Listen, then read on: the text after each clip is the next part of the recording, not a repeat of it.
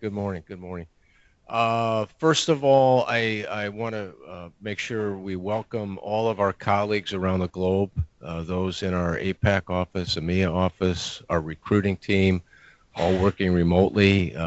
Thank you for joining us. We really want to connect with you, and this is a great time to do this. And I'm pleased to be here to talk about our second quarter results, how we did, where we're going as an organization, kind of keep the dialogue moving that we started a quarter ago. And so let's get on with what we want to talk about. Also, for those, we'll have questions, time for Q&A at the end. And also, we have an instant message opportunity, I believe, where Shun Kai will capture some of these questions if somebody has a question along the way here. And we'll get to those at the end of the event here too. Okay, so let's begin here and look at our results for the quarter. Okay, we start with revenue, of course, the top line. What did we bring in from our customers in each of our lines of business, language, cross-cultural, relo, trans? We've got this category, new business growth, that we've kind of captured an expectation of growth there. But if you really look at it, if we allocated it back, it really would be primarily language, which is our dominant line of business. So, but nonetheless, it's captured here as a separate line item. But let's first look at it in aggregate, where we had 7.3 million in revenue. Our forecast was 7.8, so we're about 500,000 short, right? Little off the mark there. But we are up from last year, which was a flat $7 million. So that's positive in terms of we're up 4% from a year ago, but we're down 6% from our plan. Okay? And some of our lines of business are faltering here a little bit, right? If you look at where we are versus plan or last year, cultural's down from last year, 24%, reload's down 17%, trans is up a little bit. This is, like I said, a little misleading with language because a lot of that new business line, or at least in terms of the projection, it shows we're flat, but really we're actually a little bit behind there because of the new business expectation there that we have. So not a terrible quarter from a revenue standpoint, but hopefully we can do better. And here we are on a year-to-date basis. If you recall, we were a little bit same kind of performance, I guess, in the first quarter. And then when we tack on the second quarter, we're kind of in a similar situation where, again, we're short of our projections by about 9%, but we're about 4% up. So it's kind of a similar trend of the quarter. We're doing a little bit better than last year, but we are doing less than our overall expectations. And here we are again on a line of business basis. Again, culture's down a little bit from last year in our projection. Trans is actually up and doing okay there. But again, the same kind of pattern where, we're falling a little bit short of what we thought we might do here.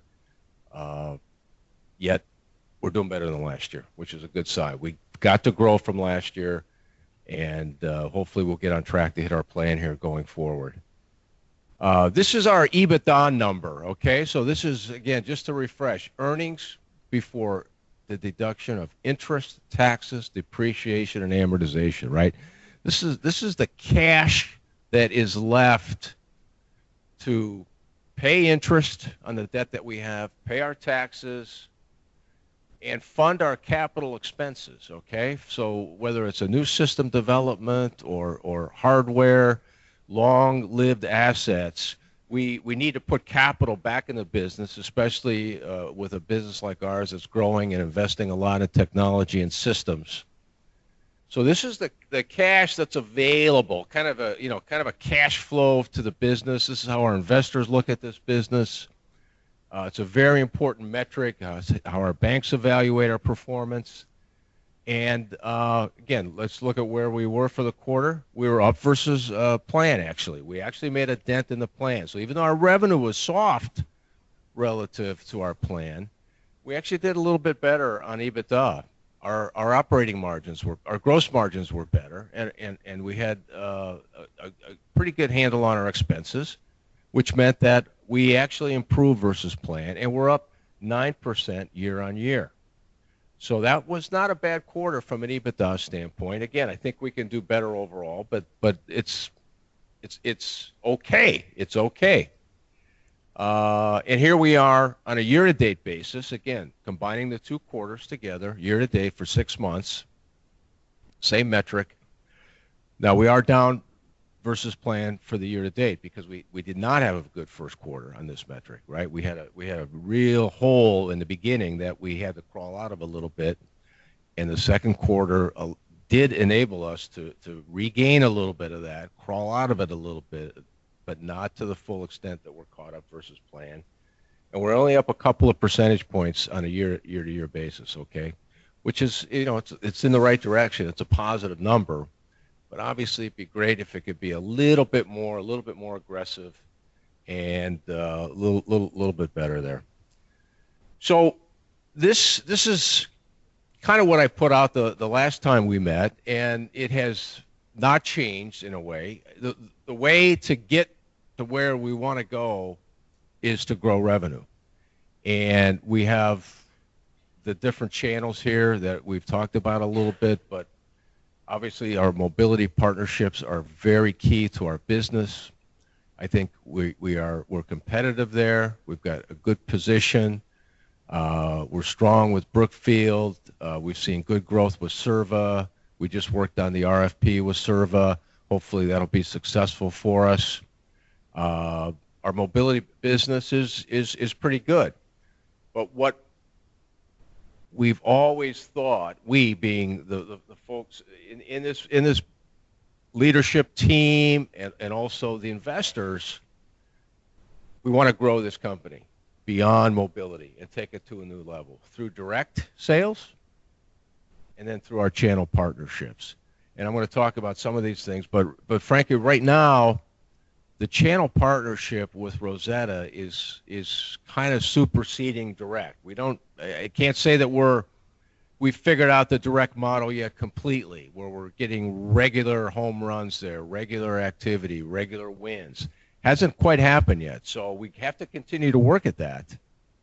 And we've got some things we're focused on there, but the channel partnership with Rosetta has become front and center right now because of the activity that they've brought to us. And a lot of the proposals we're working on, I'm going to talk specifically about Amazon. So there's some good movement there on that. And that is something that we really have to succeed at and address and do well at. But we're not going to abandon this direct approach yet either. It's just that a lot of the bigger opportunities are coming right here through our relationship with Rosetta Stone. I'll talk about some of these highlights. This is a very similar slide that we had last time. And one thing I wanted to do coming into the company here was to really focus our activities, our energies, our priorities on a handful of things. Because I think in some ways this is a company that had their eyes on a lot of different things, and our focus gets a little bit scattered. And I still believe that we need to pay attention to a handful of things here and do well with those. Virtual, right? We've got to be competitive there. Increase our utilization. We've got to do more there. Group audience is really a subset of utilization. Amazon is here, but it's really the Rosetta channel partnership that's the overarching initiative. But I'm going to talk specifically about Amazon because it's front and center right now. And then improve our translation business. Remember I talked about that last time too. We got an emphasis on that. I'll talk about how we're doing there. And then we've got some updates on our talent and student portals, which are really, if you think about it, a way, how do we transform the company with our two key constituencies, our students and our talent out in the field. How do we use technology to bring them together to gain efficiencies, to communicate, to make the experience better for everybody? So on the virtual piece, we've got some progress here. We kind of relaunched our language seminars here over the last couple of months. Enrollments have picked up a little bit. They're not overwhelmingly positive yet. I mean, they're good, but they're not great. We've got room to improve there. In September here, we're going to add additional seminars and begin our conversational practice groups in, I think, 6 languages, I believe, if I'm not mistaken. So that'll be a nice add. In the third quarter, we're kind of bring the back office into this a little bit better, just in terms of our CRM configuration and our invoicing and the ability to invoice multiple company students as part of a event enrollment here. We, in the latter part of the year here, we start to make this look more like a different business, a better business. If you can see this, we're going to have event registration through the portal, make it easier for people to sign up to events, reach the events. We're going to expand our catalog of offerings ongoingly here. And we're going to create a retail presence here too. Why not? Why not market these events to the outside world, take credit cards, and we're holding an event. The objective is to get more students per event, and let's open it up, because our courses will be generic enough and worthy enough of the outside world that they can participate in a virtual session. Now, this is on the utilization side, and here is we've got some challenges right now in utilization. This is our 30-day LTQ capture rate, which is a key metric to get the students started. And as most of you probably know, keep in mind, if we get 100 hours of authorized language training, we end up delivering about 43, 44 hours out of that, right? That's what kind of happens statistically. If you look at the whole pool of revenue opportunities, language training opportunities, that's what we end up with. And we're trying to do more to capture more revenue more quickly, also through some more events too, like our group outings, like virtual events will play a role in this. But it's very important right out of the gate to get the student launched, started, make it simple for them to begin with us. And we're dropping off here a little bit. We had a goal of about 47%, and for the year to date, we're at about 40%, a little 40.5% for both the first quarter and second quarter. So we haven't moved the needle there, and it's paramount that we do that. And I know we've got some things underway. We've got batches of our email templates that are ready to be released here soon. We have we're going to modify the LTQ form to make it more simple. So we've got some things underway. We got to get back to our facultative approach when we launch with a student. We've got some issues in APAC that I think if we look at our regions, our APAC numbers are lower than the rest. We've got to improve productivity here in APAC. And we're working on things that'll get there, because this is a key thing for our utilization and our profitability overall. We mentioned group outings as a way to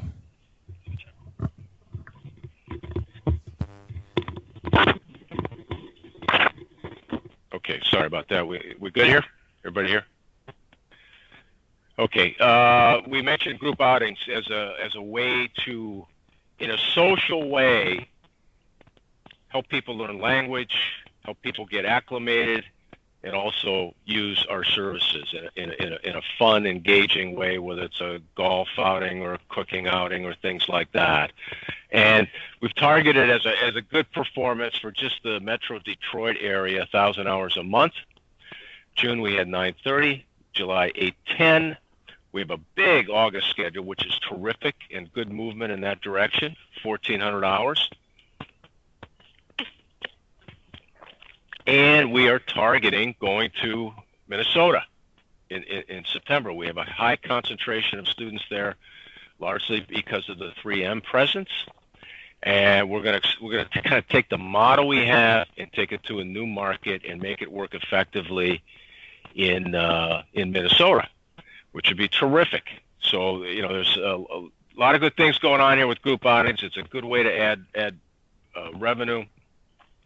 If you think about our billing rates, we're about $60 an hour roughly. So if we get 1,000 hours, it's $60,000 of revenue and utilization that we didn't have. And that's a good way for us to generate some incremental revenue here. Okay, we want to talk about the channel with Rosetta. It's key. And here we are with Amazon, our first big opportunity with Rosetta. We've signed the contract.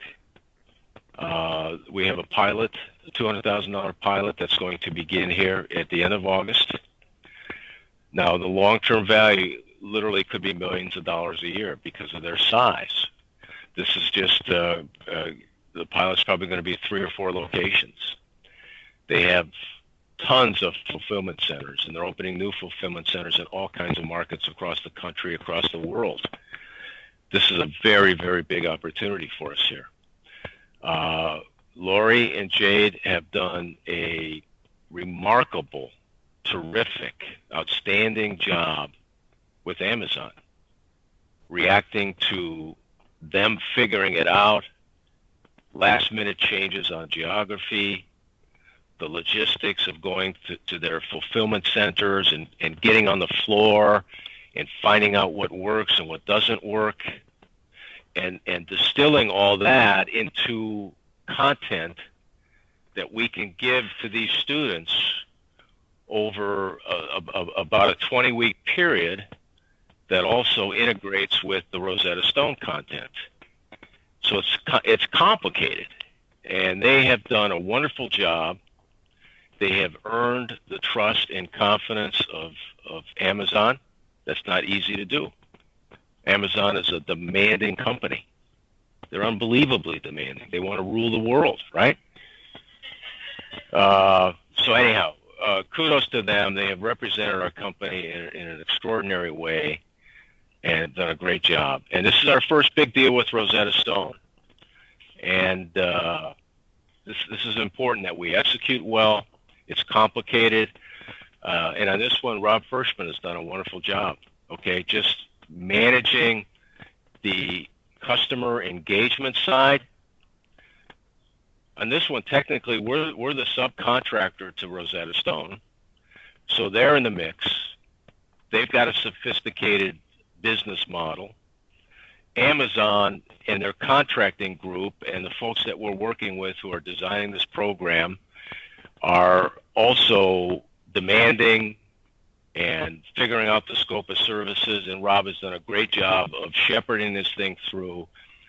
It's a very complicated deal, a lot of contractual stuff back and forth, and that, I think, is a dimension that we have through Rob that we have not had at the company before, and it's the ability to work with these big, more elephant-sized companies and stay the course with them and get things done and get to the finish line on that. So between what we've done here with Lori and Jade and our content development side, and I mentioned this in our last board meeting, and our ability from just it's not just a sales side, it's more of it's a deal structuring thing that is complicated.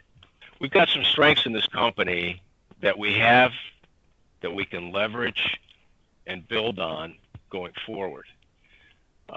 We also have a new teacher staffing model here in a way, and Barb has started the recruiting process for this.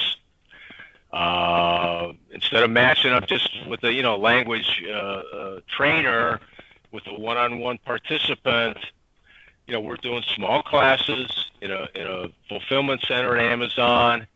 We need people to be available for this, and the schedule's still kind of fluid. But we're figuring out that piece too, which I think will serve us well. And it is extremely replicable and scalable. So, I mean, if we do well here, There are a lot of fulfillment kinds of businesses, distribution kinds of businesses, even food, hospitality. There are a lot of companies that have limited English proficiency employees where if they can just get them to a little bit higher level of performance and understanding, productivity improves, turnover goes down, efficiencies go up. It's a great economic model, and it works for our clients. So that's where we are with that, and that's why, you've probably sensed a lot of time and attention on this, and it is a lot for what would be a $200,000 contract, but this is the part that we're looking at for the long term. Could be worth millions, and hopefully we'll get to that point where bring a little. Is that better? Is that a little better? Yeah, okay. Just doing a mic check here, folks. Thanks. Okay, I talked last time about our translation business, and what I tried to emphasize last time is that this can and should be a core business for us. And we kind of came into this year accepting a lesser performance, a decline in revenue, not really moving ahead as we want to. And I felt that we should really emphasize this and try to do more. And as you've seen, the numbers are actually a little bit better than last year, so we are showing some growth. But we did a marketing campaign, we did a sales call campaign. We're very focused on trying to grow this business because I believe we can compete in this market. We can be very effective. It may not be as big of a business for us as language training, of course, but it can be a very important business for us that adds incremental revenue, helps us grow, helps us round out our total offering. And we can do a great job there, I think. We really can. Now, here are the results of what we've launched here over the last few months. Since May, we've got 32 new customers. They're more prospects, I say. I don't think they're all new customers, but at least we've opened discussion with 32 new companies. We've got 121 quotes, landed 88,000 in new business won. We've got a pipeline of 71,000. We've lost or had opportunities canceled or expired 34,000 out of that. So these are okay numbers. I thought we might see a little bit more, and we need to stay the course on this one because I still believe it's there. I think it's just maybe a little bit of a longer sales cycle than I thought. And we're not giving up on this. We're going to revitalize our marketing campaign here a little bit and continue to do what we had some success with. And so stay tuned on this one. We're not declaring victory by any means here, but we're not giving up on it either. We still view this as a very, very important initiative that we can do well with here. All right, I talked about portals a little bit, and we've, again, if you think about our two constituents, we've got the talent and the student, and we need to engage with them. We need to use more technology. We need to have a place for them to go to register for events or schedule their training or to handle their paperwork. All the things that are the possibilities here for how we would use these portals and use technology to advance our business. So we've redesigned the landing page, the home page for the talent portal. We're going to have, we're not where we need to be, of course, in terms of all the feature sets and all the development. That's kind of a work in progress and will be for a while. First initiative is the teacher paperwork, and then we're beginning beta next month, I guess. And then we're going to try to go live by October 1st. This will streamline a lot of things, a lot of our paperwork that we now do manually, and get that submitted through the portal, get people paid in that fashion. And then we will add things along the way with a vision that we will someday be able to recruit talent through the portal, pay talent that way, schedule them that way, etc. Use it to its full capabilities. And a similar concept, similar idea on the student side. We've redesigned the landing page, the home page. Again, we'll add content ongoingly. We're beta testing the virtual event schedule and registration, and notifications through Click Dimensions. So we're in beta testing right now. More to come on the portals here going forward. As you can see here, right, we want to, talk about our company here a little bit, get the LTQ positioned here, get them ready for, be able to access events here, and then the blog, newsletters, a lot of information we could supply to our students there. Okay, I want to give you my observations a little bit about the company and where we are in terms of what I've seen here, because I've been here now for 4 months or so.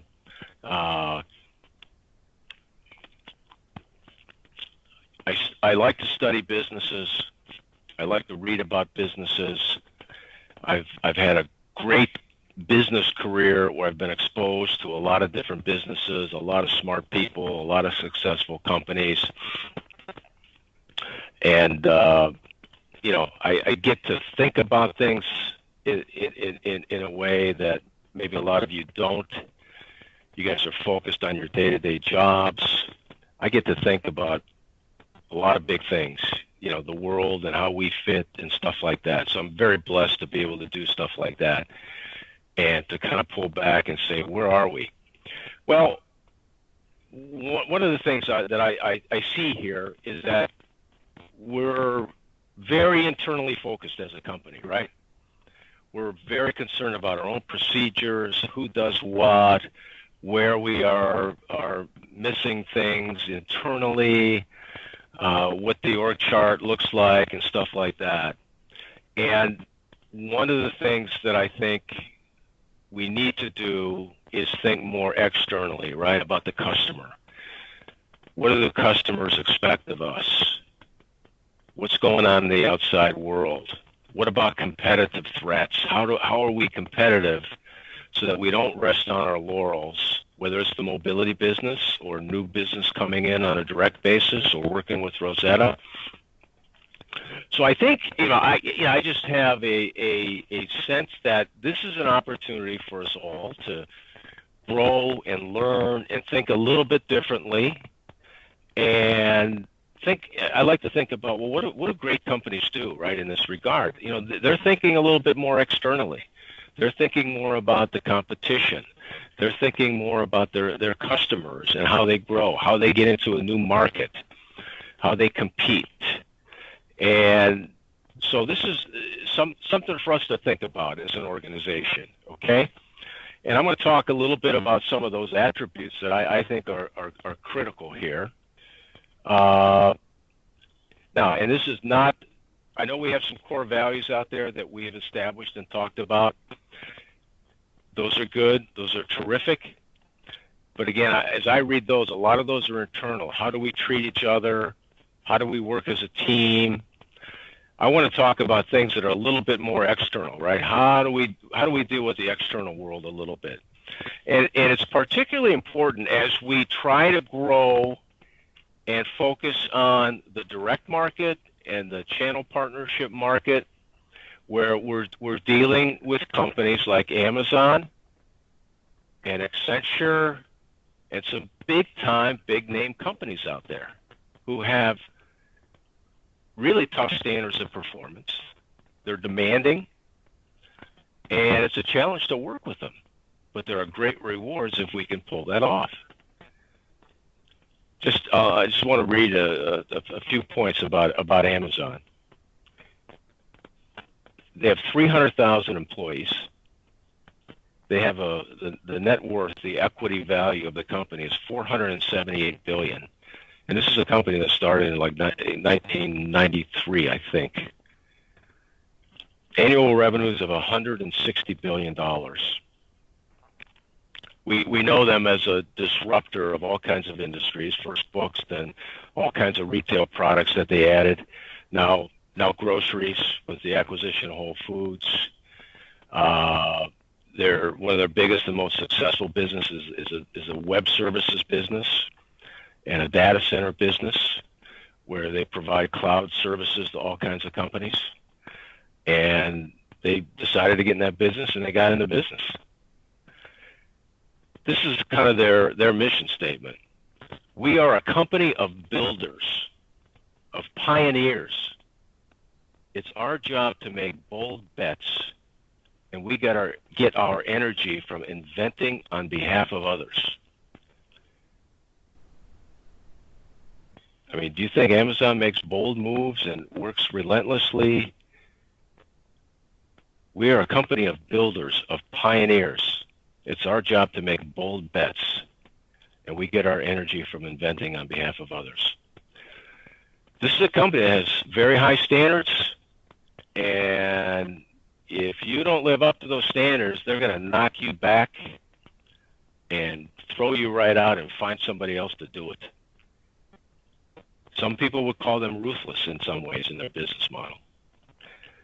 But you know what? It's working, and they're tough and demanding, and I want to be part of a company that keeps up with them and wins business and wins the day. And we're off to a very good start on that. We just got to keep going.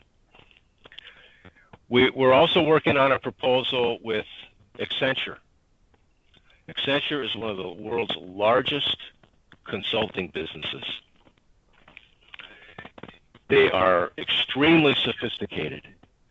400,000 employees, $33 billion in revenue. Their stock market equity value is $80 billion. Now, they do consulting for 3/4 of the global 500. So roughly, 400 out of the 500 largest global companies they have relationships with. And they do strategy consulting, operations consulting, outsourcing consulting, technology consulting. They got a lot of smart people there advising companies on how to perform better.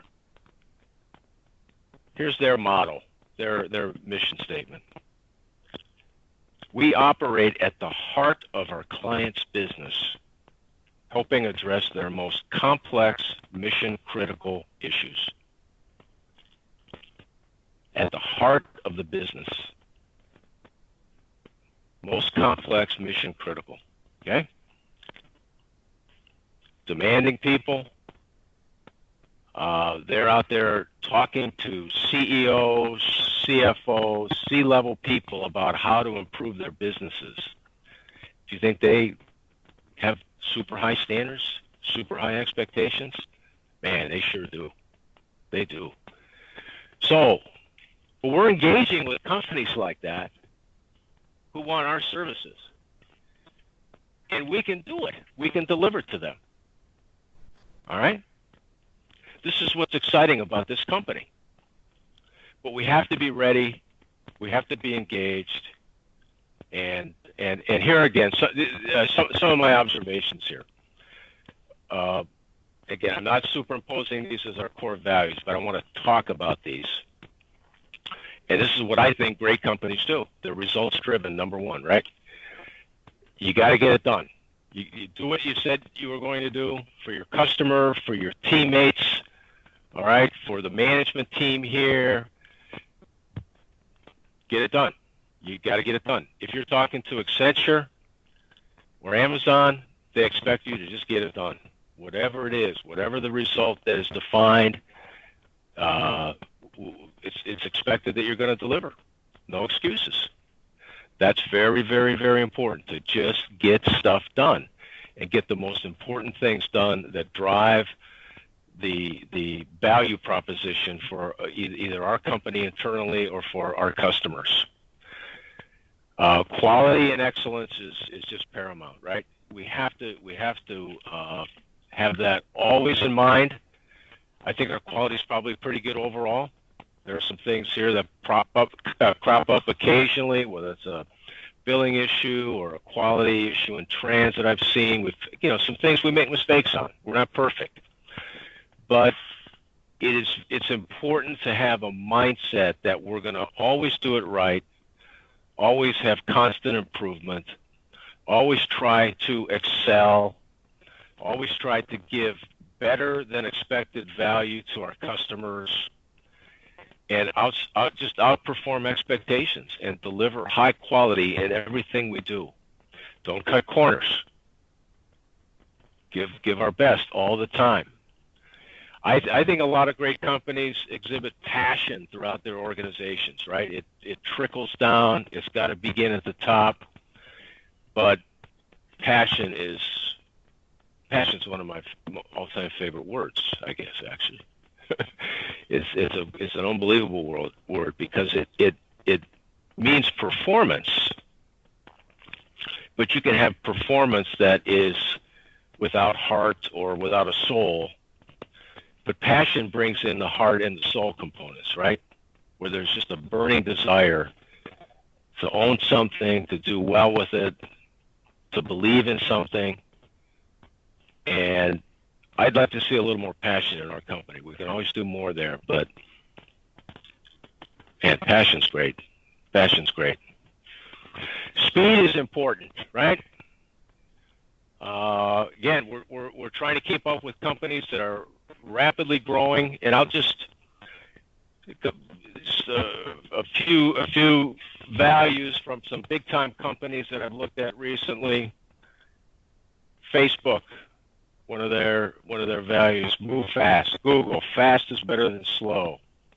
Nike, evolve immediately. Southwest Airlines, display urgency. All right? These companies don't believe in that. And when you're changing, as we are changing our company, it's important to do things with speed, right? Shorten the cycle, make decisions, implement, go now. Go now. And we're going to have to demonstrate that. I think we had a quote from Mike at Amazon that said, hey, our vendors have to move at Amazon speed. So let's think in terms of Amazon speed. What's Jeff Bezos thinking about? He's the CEO, by the way, and last week for one day he was the richest man in the world. What's he thinking about speed-wise? And I'm reading a book about Amazon and his founding of it. Everything was based on let's do it fast. Now, they had the ability to raise billions of dollars of capital and burn through that. We're not going to do that as a company, but there are lessons there just in terms of implementation and speed and attacking new opportunities with a relentless focus and speed. And lastly is competitive spirit. I think great companies have an enormous competitive spirit. You want to win. You want to win. Everybody in this room wants to win, I think, right? You don't want to lose. You want to win, right? But we're, with every, especially now as we get into the direct market or the channel market, all these proposals that we have, all the quotes out there, all the opportunities, all the conversations with customers, we're each one of those, I look at it this way. Each one of those is a contest or a game or a match. And are we going to be the winners? Are we going to be the losers, or is there going to be a draw? And there are some draws because customers change their mind and nothing happens. But where there are winners and losers, man, I want to win. I want to win every one of those opportunities. And that's just critical. Why not? People are kind of voting on us. They're saying, I like you, I don't like you. Well, I take that personally. The decision's either way. When somebody says, I like you, I like the proposal here, I like your value proposition, I like your company, man, that's great news. If they reject you, man, oh my God, that hurts. Why? Why did we get turned down? Why did they not accept us? What didn't they like about us? Well, we can learn from that and distill that knowledge and go back and improve so that next time we do win. So I think it's important to have competitive spirit. And I don't know if Karen McDougal's on the line, but I'm going to go to a sports analogy here. And she called me on this last time, but I'm going to do it again because I'm kind of a sports guy, and I think in terms of these things. There's a guy who is going. Some of you may know his name or not, but Kurt Warner was a great football quarterback. He's going to go in the Hall of Fame this year. And he had a career at kind of a second-rate school, Northern Iowa. He was not picked up by any team in the NFL or even the Canadian Football League. Nobody wanted the guy. He drifted. He was working in a grocery store, like a Hy-Vee grocery store, stocking shelves, and then he got connected with the Arena Football League for a while and did very, very well there. And all of a sudden had a chance to play for the Rams, and somebody got hurt. He was a 28-year-old rookie, which is old.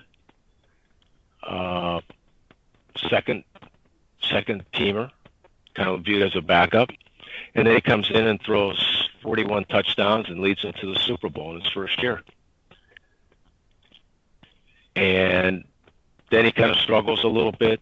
He ends up with another team, Arizona, and they had a high value number one draft pick ahead of him who wasn't performing. He gets the nod, and he takes them to a Super Bowl, which they did not win, but he got him there. He got him there. And the guy's going to the Hall of Fame is a guy who a lot of people just wrote off, didn't believe in.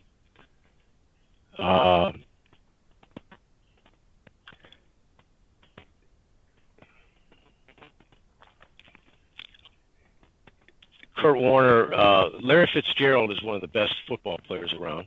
I see people nodding who know football, right? He's an outstanding player, right? And he played for the Cardinals when Kurt Warner came in. Warner was having dinner with Larry Fitzgerald when they were at Arizona together, and he chided him for not focusing more in practice. Kurt Warner says, I asked him, do you want to be the best? Fitzgerald said something like, you know what, Kurt, I'm pretty good now. And Kurt Warner says, there wasn't an arrogance, but there was a complacency. Right then I understood. A lot of people there believed that how they were doing it was good enough. So I had to establish to be great, you had to set a higher standard in everything you do. It was setting a precedent. It was wanting to be great. I needed to let them see that in the way I competed every day. I wanted to beat the defense every single time. That's competitive spirit, folks. That's what it is. That's it. You want to win all the time. And I think we have some of that here as an organization. But my purpose here is to have everybody think about it a little bit more externally, a little bit more about what the outside world is doing, how the outside world views competition, excellence, quality.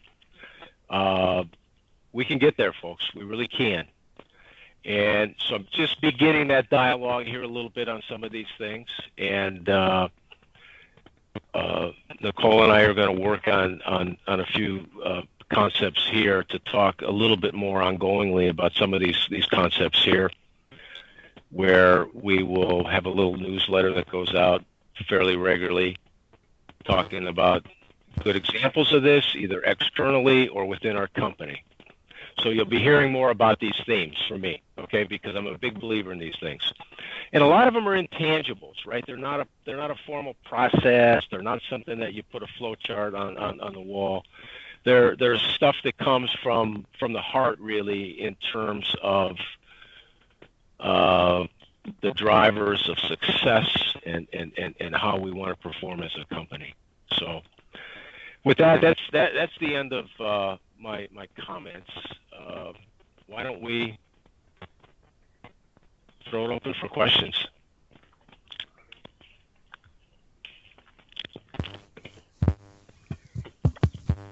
Testing.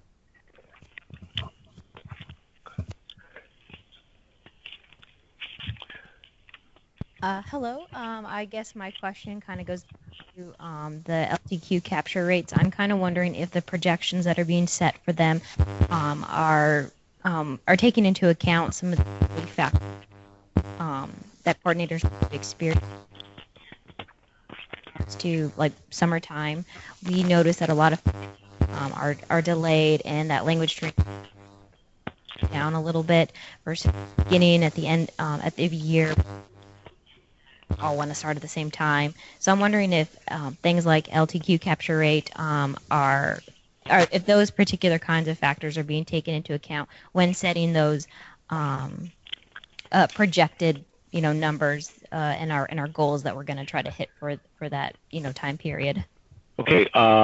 Yeah, I refer to the annual number. I'm not sure if we have seasonally adjusted numbers there or not that we've used or that go into that compilation. I'll let Lisa or Zori respond to that, I guess, in terms of how we come up with that.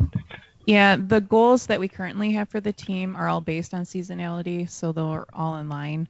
Plus, we're currently doing an analysis of all the LTQ capture rates and actually interviewing various coordinators to kind of get a better understanding around the trends that are happening, because this year is not trending in the same way that all the previous years have been trending. So that's partly why we're deep diving into it and looking into it. Okay, thank you.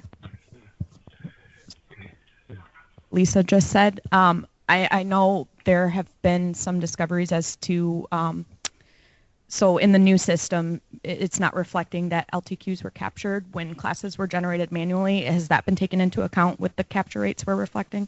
Yeah, Brian's numbers takes all that into account. Okay.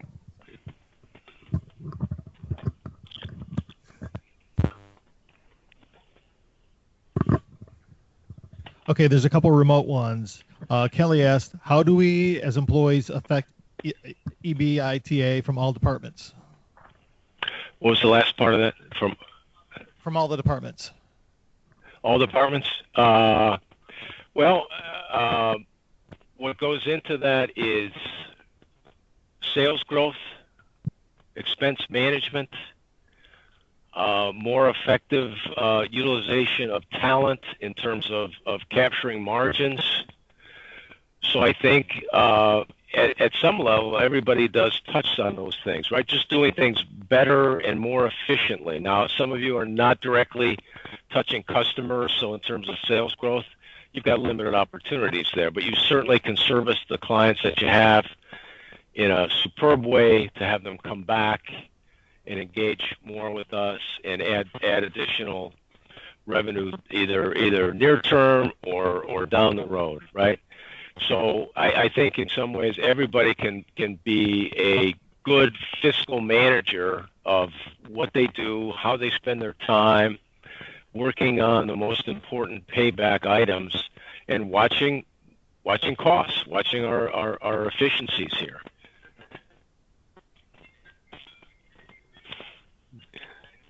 I'd like to know what the contract with Amazon entails along with the pilot program.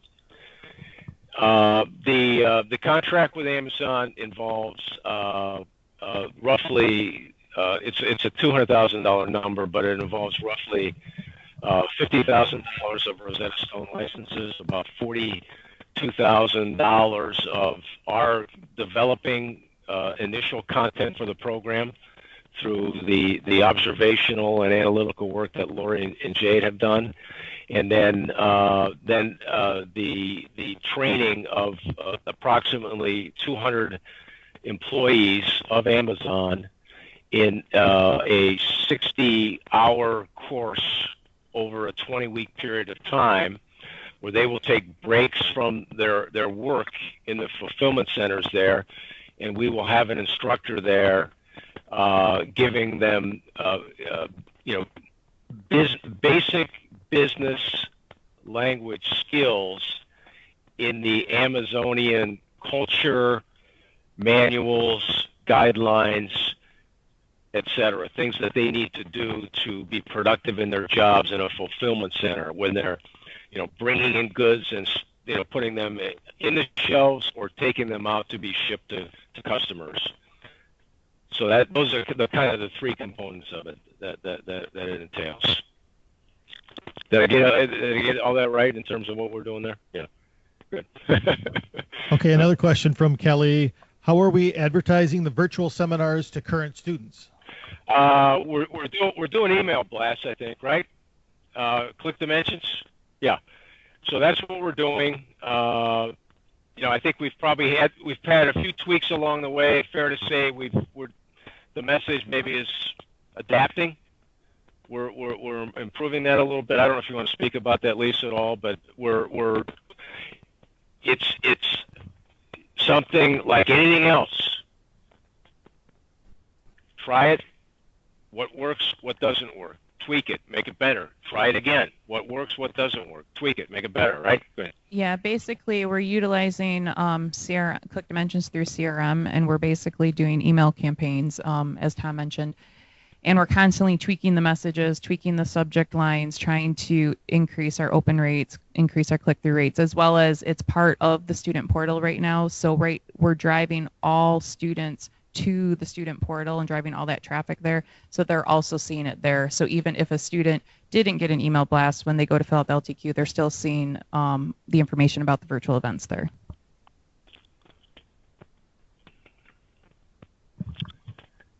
Any other questions? Lori Fennekin had a question. If there were one book you would recommend for us to read to gain that perspective on external versus internal focus, what would it be? Oh, wow. I have to think about that. Yeah. Let me come back on that, because I have more of a bits and pieces recall of things, or how I've built my own thought process on this. And by that I mean just a little idea from here, a little idea from here, rather than one book. So, but I will get back to Lori and everybody on that, in terms of one good central, idea place for that. I will follow up on that. Okay, another question from Karen. Can we also know what is being advertised to them as seminars? Yeah.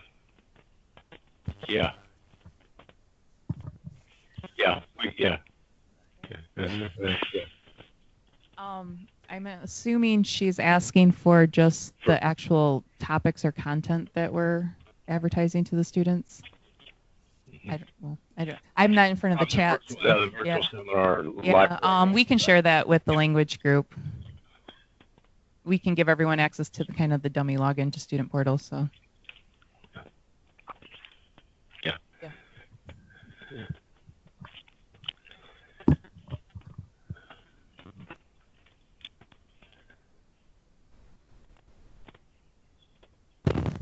Okay, Lori has another question. Is there a place everyone can log into the portal to see the calendar?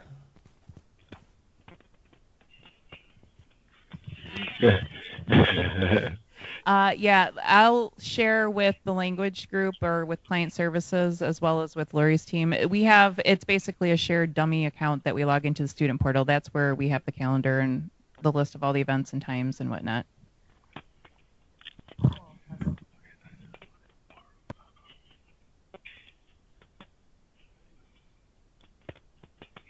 Any other questions?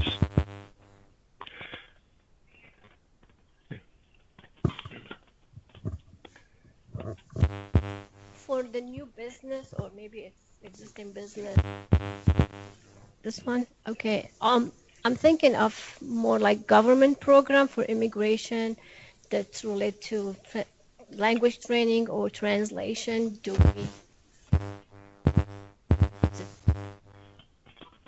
Yeah, no, it is actually. We have in the pipeline. We have several government proposals outstanding that are fairly large. There's another one that just came in recently that we're looking at, and we look at those. Yes, we do. Now we've had, the question is, do we have all the lines of service that can compete on that, right? In terms of assessments and things like that are maybe a little more scientific than what we maybe have done in the past. But there is a market there, and it is something that we are open to. And I can't tell you of the, for example, on the translations quotes I had there. I'm not sure we even had all of them on there because that one with the FDIC was what, $250,000, something like that. So yeah. So we got a couple out there in the hopper that are out there. Yes, absolutely. Yeah. No,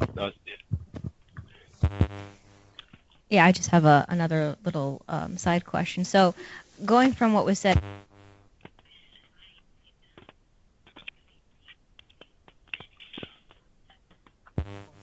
Oh.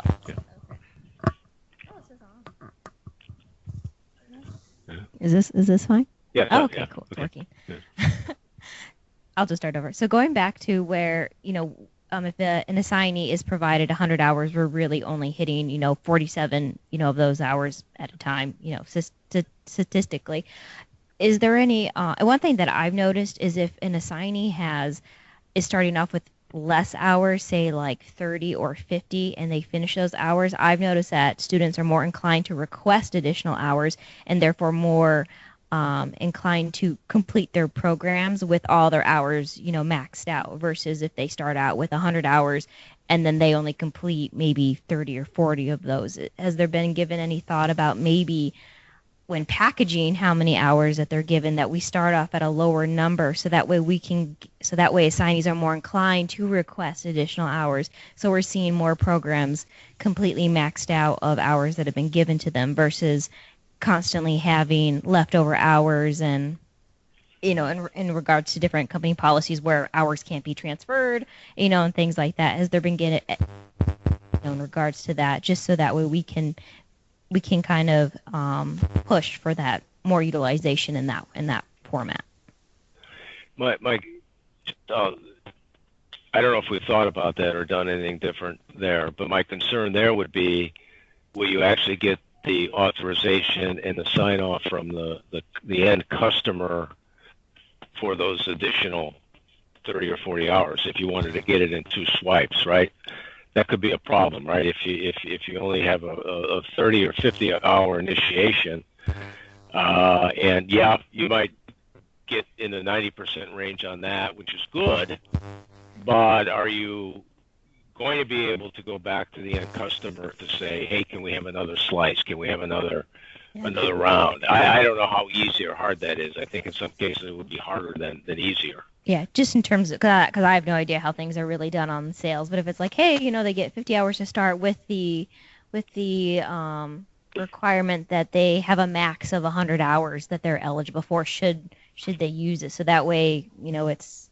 I know before we had tried doing things with blocks, but if it were just formatted a bit differently, we could actually have assignees coming to us asking us for more hours, and kind of have both sides working towards that, utilization in their language training programs. Mm-hmm. Mm-hmm. Okay. I would be that they don't come back for that extra round, and the budget's closed off by the corporation at that point, and they say, oh, that's good enough, and it maybe they'll want it and they won't be able to get it at that point. So there's some risk in that, I think, a little bit. So, but it's any idea on how to do things better, we welcome. So sure about that one, just in terms of the goal would be total hours, right? Not just utilization, right? I mean, utilization. We're measuring utilization, but I don't want to have a company that's 90% utilization and our hours are declining for that reason. The main goal is total hours. So. Any other questions at all? Okay, thanks everybody. I appreciate your efforts. I appreciate being part of this team, and we can strive to be a great company. It's here. It's within us. We can do it. All right, thanks.